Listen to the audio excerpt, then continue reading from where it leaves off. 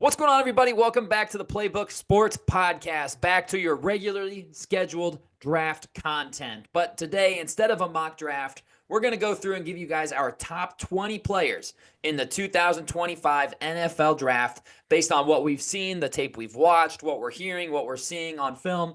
And none of us know each other's lists. I don't know what Addison and Bobby have. And I think that's going to make it even more fun when we have a chance to kind of talk about why we have this guy in this spot. And it's just going to breed, I think, good conversation. I'm excited. How are you boys doing? Doing damn good, just getting closer and closer to the draft. I mean, combine's just about here, and that can't come soon enough. And we know after the combine, everybody's big board's going to look a little bit different. So Oh can't yeah. wait for that. Oh yeah. Yeah. Yeah, I'm excited. I think there's a lot of depth in this class, so it'll be interesting to see kind of who we have where. And I know some of these guys we've dug into a little bit more than others, so be kind of cool to see, comparing and contrasting. So Absolutely. Could not agree more. What we're going to do for those of you at home watching us, we are going to go 4 sets of five. I'll list off my top five, and then Addison and Bobby will each list off their top five. And then we'll just identify players within the top five that we want to talk about, why we have them rated that high or that low, just depending on where we're at in this. So without further ado, let's dive into this. I'm going to start at number one and work my way down to number five. Number one player on my big board, defensive end out of Penn State, Abdul Carter. I just think he's got the highest upside of all players in this draft. And we'll save analysis. But Abdul Carter at number one. Number two, I've got Travis Hunter, cornerback, wide receiver out of Colorado, however you want to play him.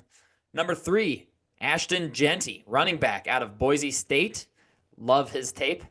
Number four, I've got Mason Graham, defensive tackle out of Michigan. And number five, I've got a personal favorite. This is going to shake it up. No one has this guy top five. Armand Membu out of Missouri, offensive tackle. Freaking love that guy. I know you love that guy. You've definitely been yapping about him since you started that O-line tape. Yep. I mean, that's big praise being in the top five. I'll go down 1 through 5 on mine. Number one, Mason Graham from Michigan is going to be my number one. We'll talk about analysis, Nate, but I think it's the exact opposite. I think he's got the highest floor with room to grow. So I think he's the best prospect in my mind. Number two is Abdul Carter, the edge from Penn State. Number three, I've got the offensive lineman from LSU, Will Campbell. I'm a big Will Campbell guy. I don't like all the guard talk. We'll talk about that more, but Will Campbell is my three. Number four is Travis Hunter. And I might be starting to lean receiver / CB.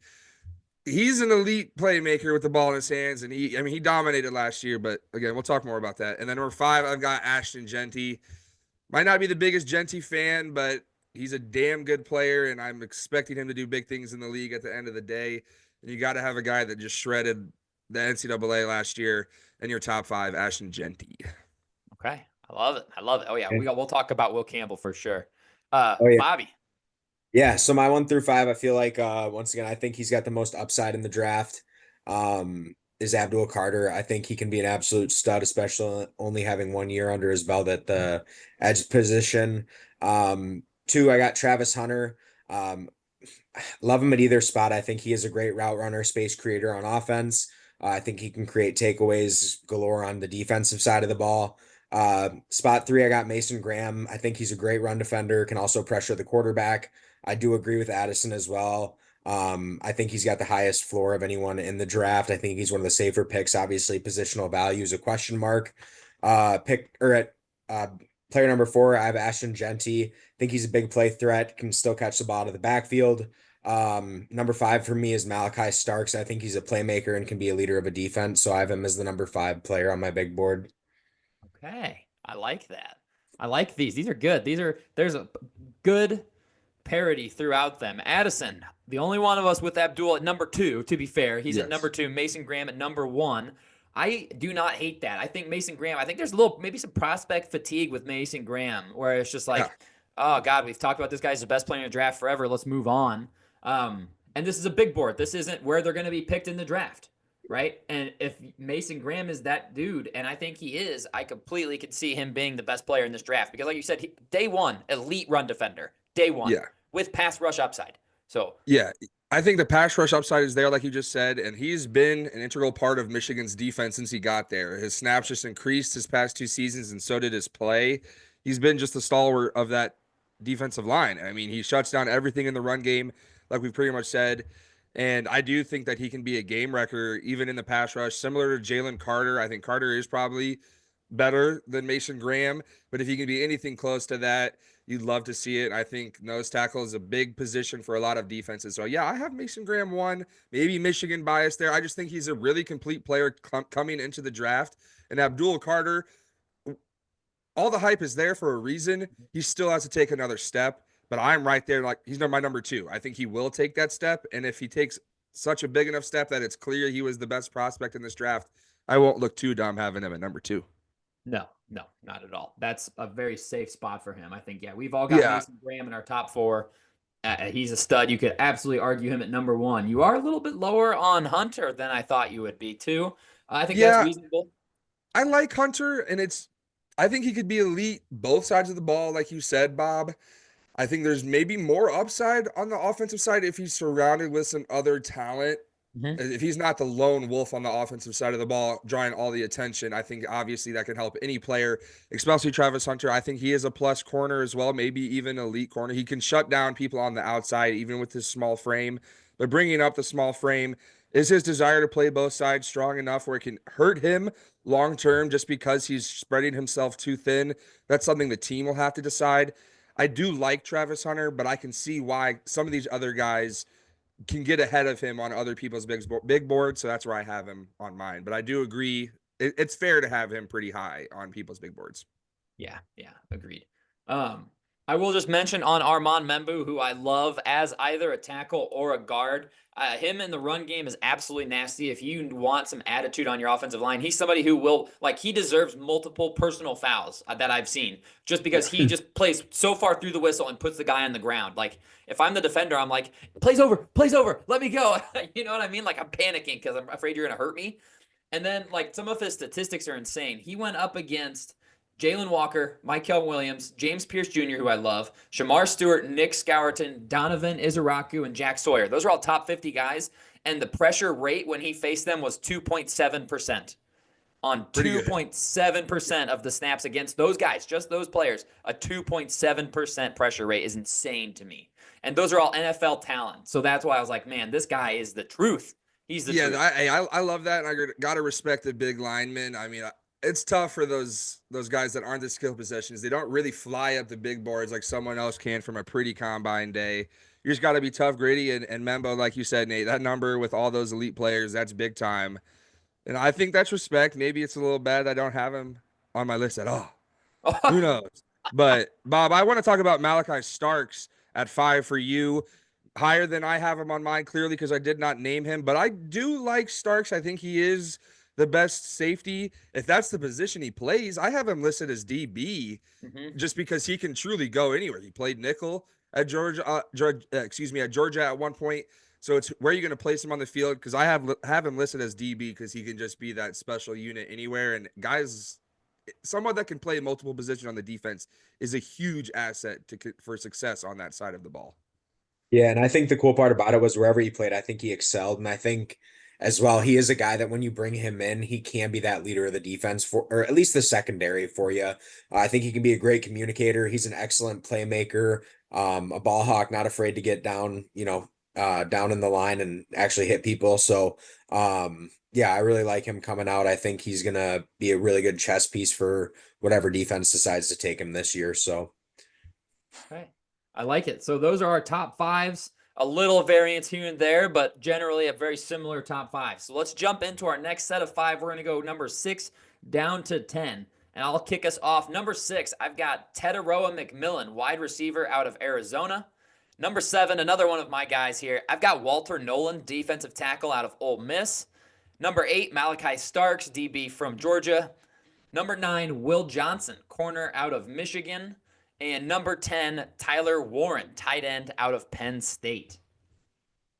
Like that list. I'll go 6 to 10 as well on mine. Number 6, I'll start with the Michigan man, Will Johnson, corner. Number 7, Teteroa McMillan, receiver from Arizona.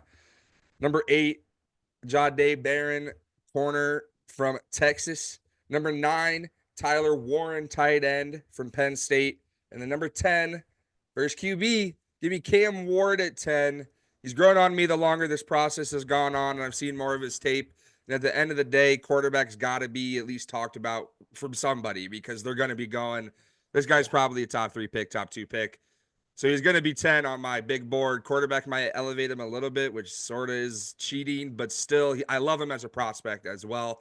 So I'm going to have Cam Ward at 10. Okay, I like it. Bobby? Yeah, I love that. Yeah, so to start at 6, I got Teteroa McMillan, big body guy, contested catch machine. I think for his size, he's an exceptional athlete with great flexibility and a catch radius. At 7, I had a tough time not putting him higher, and that's going to be Cam Ward. I really, really, really like him coming out. I think he does the off script plays extremely well. I think he does things so nonchalantly, yet is still effective when he does it. That to me, that just screams he's going to be a star at the next level. Got a little bit of that Mahomes magic in him. At 8, I got Will Campbell. I just think he's too solid of a lineman. 9, Tyler Warren, really good after the catch, and then 10, Will Johnson, corner. Yeah, I love a lot of these guys. It was really tough to decipher, and once you get to here, I think this is where the bulk of the draft is kind of going to begin, is from here to the second round. So Yeah, I like those. I like these lists. So Will Johnson, one on all of our lists here in this range. I think people have kind of started sleeping on him a little bit. Once he hits the combine, I'm telling you, if he runs in the 4.4s, he will be a top 6 For pick sure. in the draft. He will be For a top sure. 6 pick because it's like we said in our last mock draft. His upside is Richard Sherman. Like his ability to play zone, diagnose plays, and drive on the football is unbelievable. It's the best in his class. So then you have some questions about man coverage and his long speed. That's why I'm saying, like, okay, he's a top 10 guy right now. And if he goes out and runs fast at the combine and shows us all he has that long speed, I don't know how he doesn't go in the top 6 picks. I mean, I feel like his floor would be Las Vegas at pick number 6. Yeah. Yeah. Will Johnson for me, like you said, Nate, the deep speed. What is it? We'll see that at the combine when he runs. One other maybe knock on him, his willingness to tackle and meet a running back near the line of scrimmage. But that's the least of my concerns. Obviously, it is a real concern because corners can get run at in the league and they will point out weaknesses and expose them. And if you're the weakest link, you're going to get exposed. But I think that's something that could get coached into corners. I think about Jalen Johnson for the Bears. Is he the best tackler in the world? No. But is he a willing tackler? Yes. I think he's earned that title over the course of his career. So I think that's something Will Johnson can easily work on. And if we're talking about that as his problem and nothing in the coverage area except maybe deep end speed when he's got safeties deep, Will Johnson's going to be a top pick in this draft for a reason. Yeah, I mean, Sauce Gardner's not known for his tackling, but Yeah. he's a blanket. Like that's what you want. Give me that. I'll take that every day. I think honestly. Yeah. You guys high on Cam Ward? I have not said him yet. So Bobby, talk to me about Cam Ward.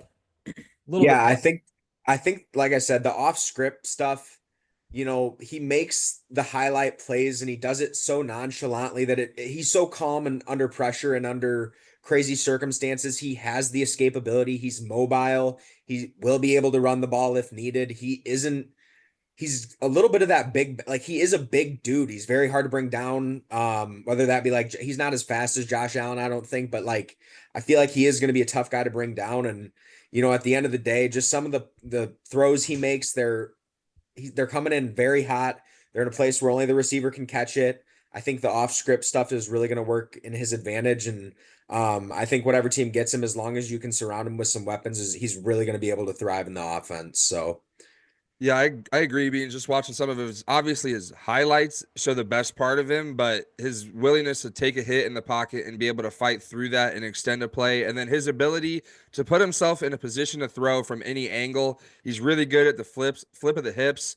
He's like a baseball player with the Mahomes S, can be from any angle. Doesn't really have to use the lower body if it's demanded because he needs to get rid of the ball quickly. He took a gigantic step in the air this past season at Miami, 39 touchdowns to 25 being his best prior to the transfer there, but in an offense that was willing to let him run the show completely and just sling the rock everywhere.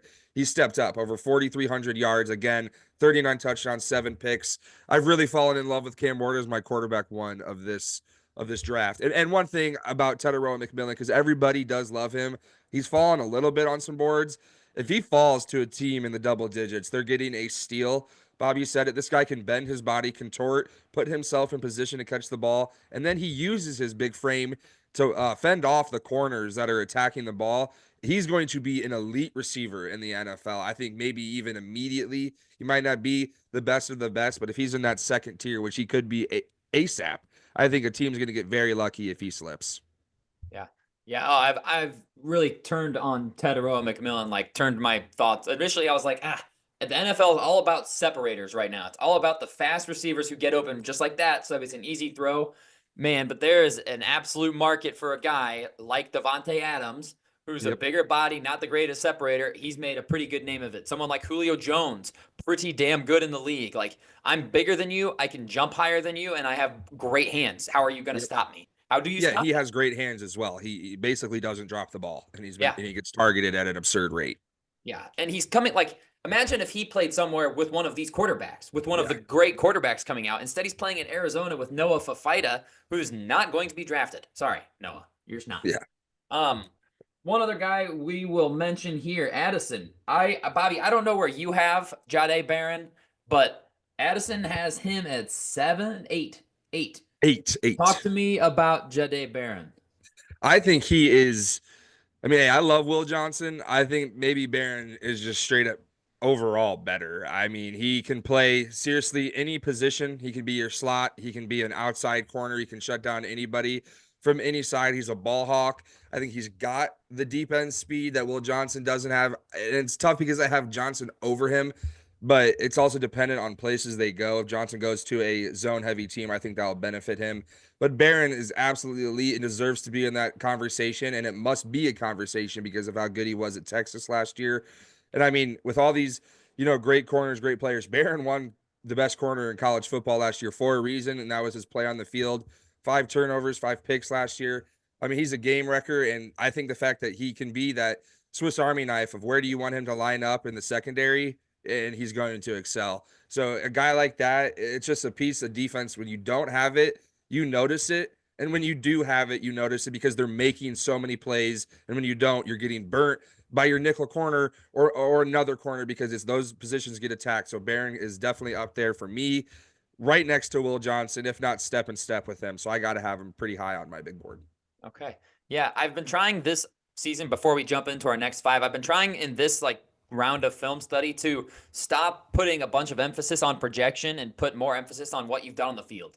And nobody did it better than Jahdae Barron last year. Yeah, he's not got elite size like Will Johnson. He doesn't have Siobhan Ravel's elite size, but he played at Texas in the SEC going up against these great wide receivers, and he locked them down. Opposing quarterbacks had a passer rating in the 30s when targeting him. That's insane. He was so good, and I have him too low. I'll be the follow. Hand up. I've got him too low on my list, and I definitely have got to move him up somewhere. He just happened to slide in this one, but he will be higher come draft time, I'm certain. Yeah, he's going to excel at that combine, I think. Yeah, he's going to test like a freak. Okay, this kid's pretty damn good. Yeah. All right, 11 through 15 here. I'll kick us off. Number 11, I have defensive end Mike Green out of Marshall. Number 12, I've got Will Campbell, offensive lineman out of LSU. Number 13, I've got Luther Burden, wide receiver out of Missouri. 14, I've got James Pierce Jr., edge rusher out of Tennessee. And 15, no, I'm sorry. Oh, I have 2 14s. I'm stupid. Okay. 15, then I have Kelvin Banks Jr., offensive lineman out of Texas. Hey, I mean, 14A and 14B, I get that. Going down 11 to 15 on mine, and I do have an 11 through 15.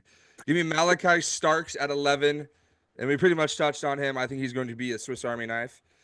Number 12, give me Josh Simmons from Ohio State, and I know the ACL tear. I'll defend it more because I'm sure that's going to be the question mark.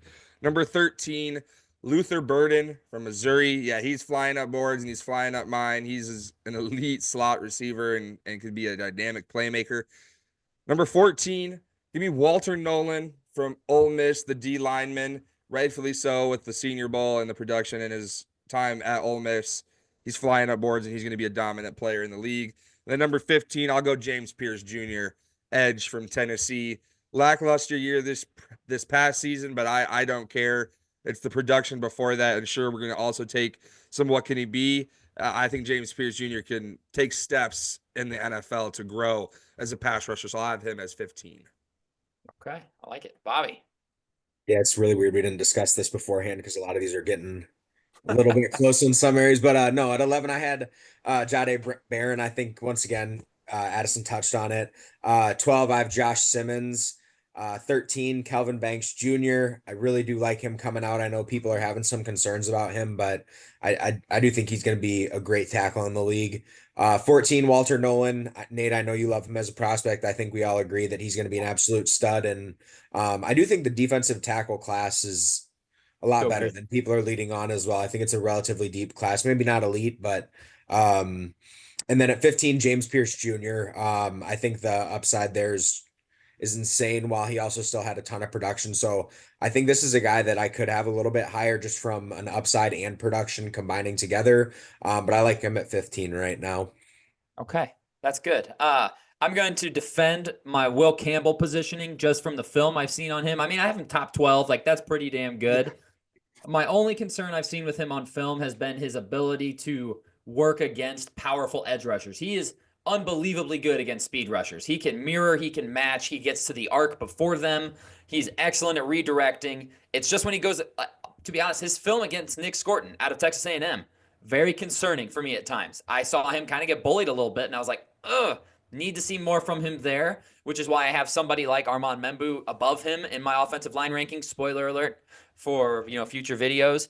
But I do think Will Campbell, like, it was a guy that I've said I've been down on, but at the end of the day, just watch him play football. He's very good, and he is like between the ears too. He is elite IQ. That's for me personally. I think that's one of the reasons I like him a lot is like the leadership of the O Mm-hmm. line. And another thing, and maybe this is just being a Colts fan, but one thing we've really excelled at is, especially in the tackle position, is getting a good athlete first and then allowing them to build that strength over time. Yeah. Bernard Ryman's a great example of that, third rounder. I mean, guy that very athletic, but didn't handle the bull rush well. And I think that is something you can hopefully develop over your career as well. Now to have him up, obviously, where you'd want him to be, a little bit stronger in those, in that, specific criteria. But like I said, hopefully that's something he can really develop to over time, getting in the weight room, and really learning how to anchor down on those bull rushes. So And I think it's fair. I don't want to argue because I have Will Campbell at 3. I don't want to argue why you're right, but I can get the concern because I think the arm length hurts him just a little there because it allows those bigger guys with Get longer his arms to pads. get on him first. I Yeah. do think Will Campbell answers that well with a good base, but the problem is you can't grow your arms, so you just have to get better at answering them beating you in a way if they're power rushing. So that's where I think, if you're ranking him strictly at tackle, which is where, and that's my question, he's played 2,400 snaps at left Right. tackle and a big 0 at left guard. So we're talking, and I get the guard kicking, and a lot of tackles do, but this guy's only been a left tackle. If we're grading him left tackle only, I could see why he is maybe below a couple of these other tackles on your list. Yeah. He could be an elite guard too if he moves inside. Like, I Yeah. think he'd be really, really solid at that. And that'd be a great position for him to maybe put on an extra 10 pounds and build up that yeah, strength. And Yeah, then he for could be a sure. real problem on the inside.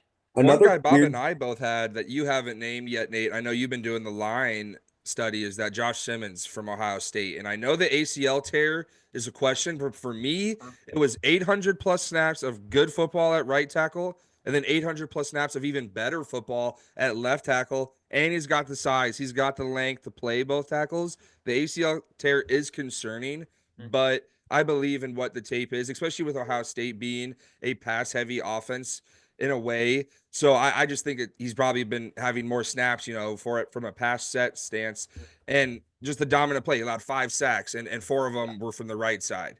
Yep. But I just want to hear your analysis on him so far. He's 16, by the way. He's next. Okay, Um, okay. if his medicals check out at the combine, if I get told his knee is totally good and it's not going to be an issue going forward, he's a top 10 player in this draft. He will jump up into my top 10 based on what I saw at Ohio State. It sucks that he had his knee get destroyed at Oregon. And that's something where if he isn't cleared at combine, I'm going to have concerns about his long-term ability. And I don't want it to affect his agility because his ability to mirror laterally is elite. if he doesn't trust that knee, if that knee has any sort of like structural damage at all that they find at the combine, that really hurts his best asset. Like, I genuinely could see him turning into a Trent Williams level guy as long as that knee checks out for me. Yeah. Like I And that's said, a real concern. That's a right. real concern because it's If- a big it's a big tear. It's a big if tear. he's cleared, if he is cleared at the combine, they're like, he's good to go. You go and pencil him in top 10. Absolutely agree. Yep. 100%. And I will say, kind of on that note too, two things. Well, first of all, I think with this class, and I'd love to know your guys' thoughts, but one thing I've noticed kind of about the, at least the first round, a lot of these prospects are going to have a lot of medical questions. I know Benjamin Morrison is like, there are a lot of guys, Will Johnson, a lot of these guys who, Siobhan Ravel, it's going to be very interesting to see how these medicals check out. And, Grit, once again, with Colts Latu last year, I know obviously he had the neck issue or, so it's all about having a team that trusts you and the medicals check out. And some people do look at that a little bit differently than others. And then also with all this talk, I know the linemen, I feel like a lot of these guys can play guard or tackle. And I'm wondering too, with Malachi Becton's success this year with the Eagles, is that something that we're going to start to see more often as well?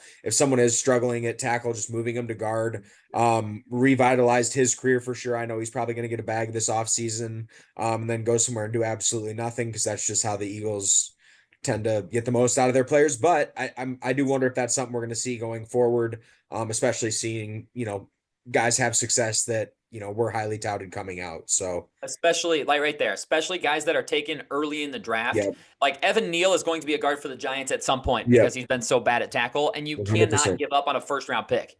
Like he's big, he's a big boy, he's strong, Right. he can play guard. It's not a valuable position, but he can play the position. So yeah, I totally think we're going to see that happen more and more often, where they kick these guys in. Someone that you guys haven't mentioned yet that I had at number 11, Mike Green out of Marshall. You guys aren't vibing with Mike? I'm There's some vibing with questions. Mike. Bob, I'll let you go first. I'll let you go first. Oh yeah, I think there are just some questions. Always coming out of small schools. I really, and I know he had a great Senior Bowl. I want to see more. I'm not there yet. I think too, one thing that does scare me about, these smaller school guys is obviously the production can be there. I guess what does that next step look like for them? So, yeah, that's my big thing with him is I want to see him do it more consistently. I like a lot of what he has. I think he does have the skill set, the move set. I think he is a smart rusher off the edge as well. But like I said, I guess just with not having the highest of competition, that's something that does scare me. So yeah, I'll go spoiler alert. He's not even in my top 20, but I'd say he'd probably be right outside of that. I want to see the combine. It's similar. It's similar to that. There are other guys. It's like James Pierce for me. Am I going to put Mike Green because he's had the good Senior Bowl and he had 17 sacks at Marshall over a guy that maybe is just some prospect fatigue, and Mike Green is the new shiny toy on the block that everybody wants? And it's not, no knock on Mike Green, because I'm sure if anybody takes him in the top 15, top 10, and he hits his potential, it's a home run, a grand slam even, because he can become that dominant edge rusher of one of the best in the league if everything pans out perfectly. But let me see the combine. Let me see some more intangibles. And if anything is just like, damn, that popped off better than people expected, he'll definitely be in mine. And I mean, he's in everybody's right now, rightfully so. He most likely will continue to climb as well. Okay. All right. Very good. And then on James Pierce, I've obviously been high on James Pierce this entire process. I love James Pierce.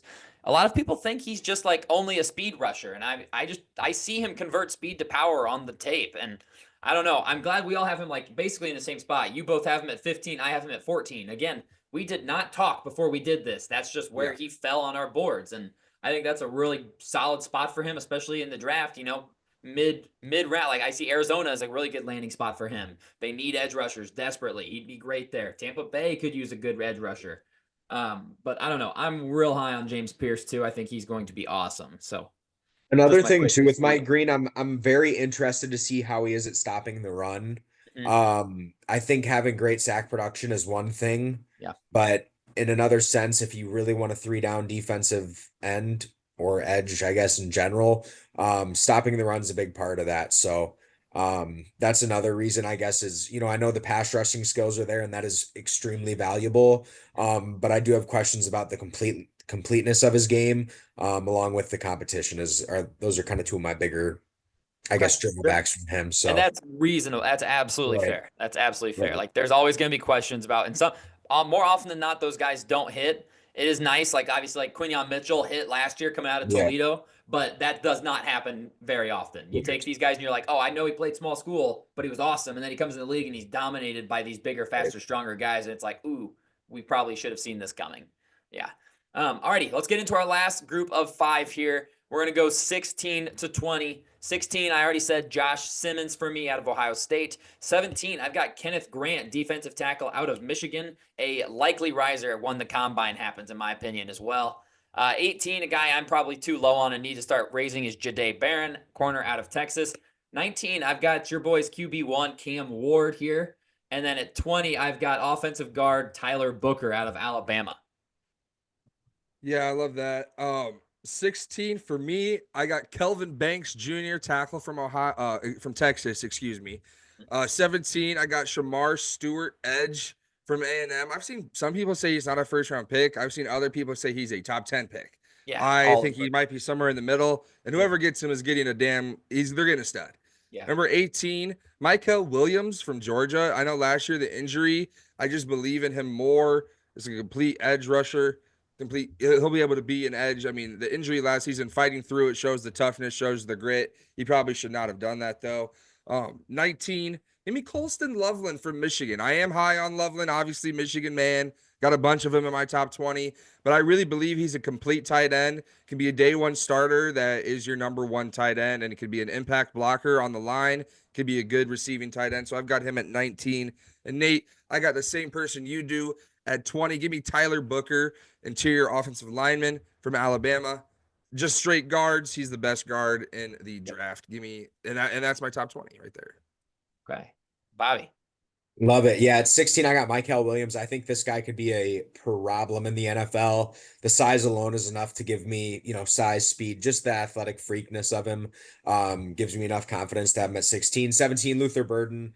Yeah, I know this year was a down year for him, but I still think he can be a stud in the NFL. At 18, I have Benjamin Morrison, another guy. I know we talked about injuries this year, especially with some early picks in the draft. At 19, this is where I got Mike Green. And then 20, Kenneth Grant for me. And once again, Nate, I 100% agree that this guy could rise up the board extremely quick. I will say I did have, I know it's kind of cheap, but 2 honorable mentions that I think, Sure. one guy who I think is going to be a great player and a high riser as well as Jalen Walker. Yes. I know the position specifics are interesting with him. But I think he's a guy, once again, a chess piece that you can move around. And then a guy that I think is going to not get a ton of love, especially with it being a deep RB class. But Omarion Hampton, I think, can be an absolute stud. Yes. He was probably 21 for me, but I think he's a name that might get forgotten about a lot as we talk about this, unless he does insane at the combine, but could be kind of a forgotten guy who I think is deserving of a ton more love coming out of UNC. So. Yeah. Full transparency, he was 20 for me when I realized I had 2 14s.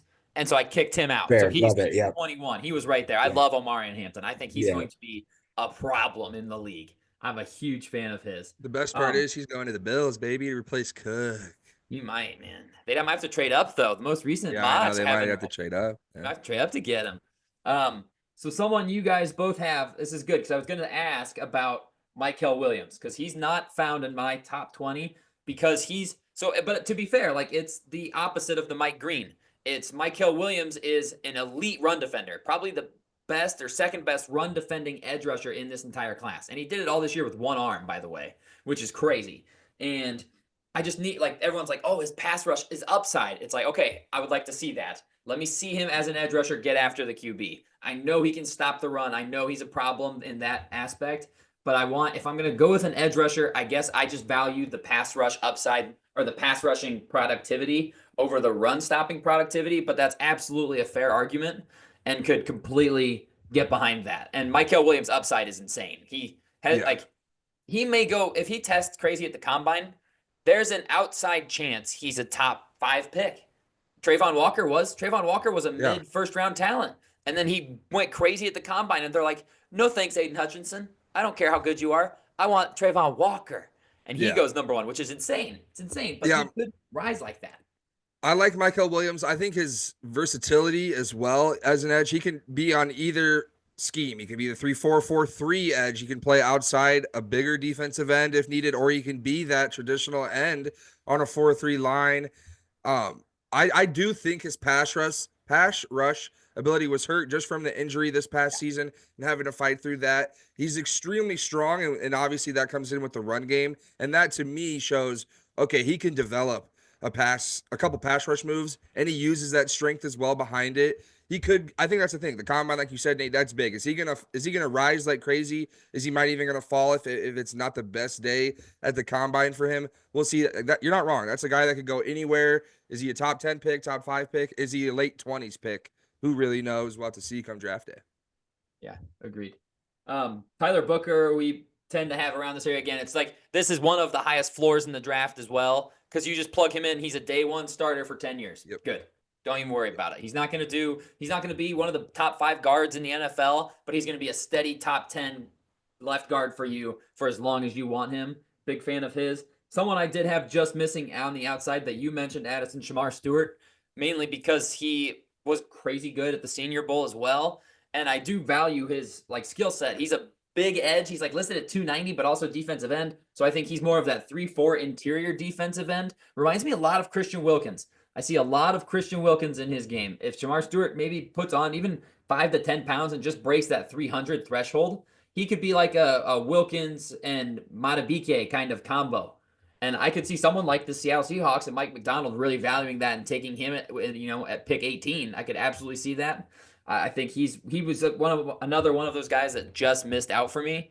So I like having him there. Bobby, tell me about Benjamin Morrison. You have him in your top 20. So this is something that I think is really unique. I think immediately after the season, this guy was maybe, I don't know, top 15 pick Definitely. on a lot of boards. Yeah. I think the injury does scare me a ton. If the medicals check out, though, I think that this guy can be a number 1 corner on a team. And I think he has a little bit, if you need him to play slot, I think he does have a little bit of that position flexibility. I also think, as far as corners come, he is more of your prototypical corner. He's got a little bit more size than some of the guys that are currently coming out. Notre Dame's defense was sensational this year. And I know, like I said, the injury, I get it. But I think this guy's done it for such a long period of time. I think he's still young enough to develop. I think the instincts are good enough. Like I said, the injury stuff really is, I get it. I don't understand the huge fall. I don't know if I understand people got to rise and fall, but I just think he's too good of a player to be having any falling out of the first round or anything like that. So yeah, I might be crazy. I think Benjamin Morrison could develop into a Jalen Johnson-esque guy, and that with an elite, fundamental sound ability to play corner with good technique. And Jalen Johnson, 2 seasons ago was one of the best shutdown corners because everything clicked. And that's the question: is everything going to click for him? But most teams would want Jalen Johnson if he was available. It's a shutdown corner that can lock down half the field. If Morrison reaches potential, I think he could be that. Yeah, I agree. I think Benjamin Morrison could be really, really good in this league. And yeah, if team mock drafts don't even have him going in the first round, I'm like, whoa, I don't know about that. I know he's hurt and we're forgetting about him a little bit because he hasn't played football in a while, but this guy is damn good, right? Let's not overthink this one. This feels like one that's being overthought a lot. and I was going to say, and 2, I think right now he's a junior coming out. I believe his freshman year, he had 6 picks. So it's obviously there's talent there. You know what I'm saying? So right. I guess I don't really understand it. I know this past year before he got hurt wasn't the best year possible, but I just think there's too much talent there to not like. And I think he's got all the tools to be a great cornerback in the league. So yeah, I agree. Real quick, last thing we'll talk about here is who's one player just on the outside for you that you're like, oh, I love this player. And if it was a my favorite players list, this guy's in here, but I just can't justify putting him in there. I'll start us off. Jalen Walker from Georgia. He's a guy that I'm like, God, I want to put him in here so badly. But I'm seeing all this where people are like, oh, he's going to be an edge rusher. I don't like that. They're like, Yeah. his upside as an edge rusher is going to be awesome. I'm like, oh, but he was such a good off-ball linebacker. He was my favorite off-ball linebacker. I have him above guys like Demetrius Knight. I had him above Jihad Campbell. But now they're like, well, he's going to be an edge rusher. I'm like, drop him down my board. I don't love that. But I love the player. I love that skill set that he brings to the football game. I just don't want him to transition to an edge rusher. And since it seems like he's going to, that puts him down in my rankings because I don't have him graded that highly as an edge rusher. Yeah, that was my one concern because I know Jalen Walker is extremely high on some people's big boards, but it's what is he going to play, and is there that elite ability that he can tap into at that position? I don't know if he can at edge, and if he has to grow at the position, you better not be taking that guy in the top 10, top 15, like because he has to truly develop. At least that's my mindset on it. One guy for me that I wanted to put up there, but I don't even know if he's going to be a first round pick when push comes to shove. But give me Gray Zabel from North Dakota State. Just the versatility for such a big guy. He's 6'6", and he can truly play whatever position needed. He obviously is probably going to be playing tackle position or guard, not the center. But, worst case scenario, that's a plus. But I just love his ability. I mean, it's been multiple seasons in a row of not getting hurt, just being healthy, being out there playing ball. And the dominant performance of the Senior Bowl wants me to put him in here because I think he deserves that recognition. But there's even the talk that he might slip back outside of the top, out of the first round. But we'll see because he truly can play. He played 900 plus snaps last season at left tackle. And the season prior, he was literally anywhere they needed him.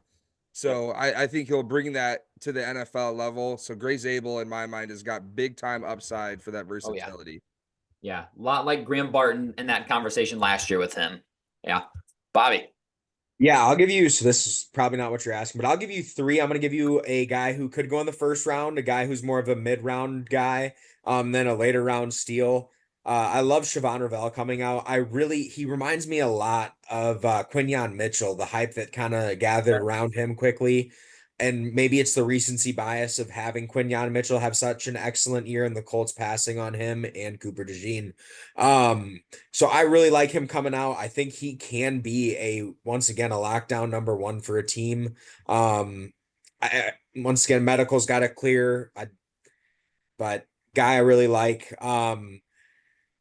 Another guy that honestly, he might be a top 3 or 4 running back for me, even though this is a great running back class. I know I texted you guys about it today. Trayvon Henderson. I think that he could be this year's Jahmyr Gibbs-esque running back. I think the home run ability from him is insane. I think he is a phenomenal receiver out of the backfield as well. Personally, as a Colts fan, having Jonathan Taylor, I would love nothing more than to take TreVeyon Henderson and pair him with Jonathan Taylor. I think that could be a dynamic combo for years to come. And then a last guy, I know I'm doing the tight ends this year for us, as far as, players go. A guy that I really like is Luke Lachey out of Iowa. Love him out of Iowa, and just the history of Iowa tight ends. Not afraid to get down and dirty blocking. I think he's going to be honestly a starting tight end in the league. It's just going to be a matter of time. So I think he's going to be a guy that goes in the late round in a loaded tight end class, who could be kind of an unsung hero of the class. So We didn't talk about the Iowa boy, but just touching on Henderson, I think him and Judkins just hurt each other's draft stock immensely because they're both so good, especially at what they do. They both were Ohio State's one for certain drives, just depending on what the coach wanted to call plays, what Chip Kelly wanted for this drive. That's what back's going to lead this offense for this possession. I think Henderson, is he the true guy that's getting 25 carries a game? I don't know, but he could be your 1B to another really good running back. So I do love Henderson as like a sneaky. Whoever gets him is getting a damn good ball player. Yeah, and they're going to probably get him in the 3rd round too, just because of how deep the class is. Yeah, and the last guy I want to talk about, because I'm going to talk, I hope the NFL keeps sleeping on him. I would like to purchase all of the stocks of Willie Lampkin out of North Carolina that I can, please and thank you. Give me that man on my offensive line, because you cannot judge his heart. He is an absolute baller. I wanted to put him on my bully list for the year because I saw him putting people in the ground. And then he goes and stands up Deion Walker at the Senior Bowl, and Deion Walker's got 80 pounds on him, and he stands him up. I love Willie Lampkin. I hope he's available in the 5th round for my team. Big fan of his. That'd be Low man fire. wins, baby. Low man wins. Well, and you cannot get lower than him. 'Cause Yeah, he's how do you can't. get like lower than 5'10". 5'11"? Yeah. Yeah, you cannot get lower than that. I won't buy it. But that's what we've got for you guys on this edition of our big boards. We'll have another one of these after the combine when we're able to kind of filter that into it, because that does play a part in it, right? We can't just say, well, he didn't do it on the field or he did do it on the field. I don't care about the testing. Like, that matters, and it's going to matter. So the combine comes in about 2 weeks from now. So we'll have a follow-up mock draft with post-combine and then do another big board. So if you guys are a big fan of the NFL draft and NFL draft content, make sure you are subscribed to this channel, because the content will just continue to keep on rolling. And that's all I've got for you guys for today's video. So we'll see you guys in the next one.